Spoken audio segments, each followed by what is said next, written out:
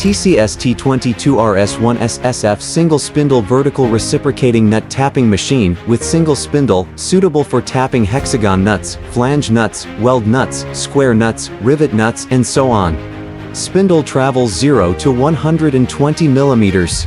Spindle servo motor 4.4 kilowatts with speed 1500 rpm, or 5.5 kilowatts with speed 1500 rpm.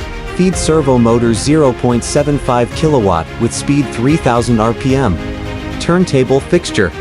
Tap range from M12 to M22. Productivity of spindle is 10 to 20 PCS per minute. Advantages: can automatically choose and separate defective parts, with screw tap wearing out or breaking warning with high accuracy.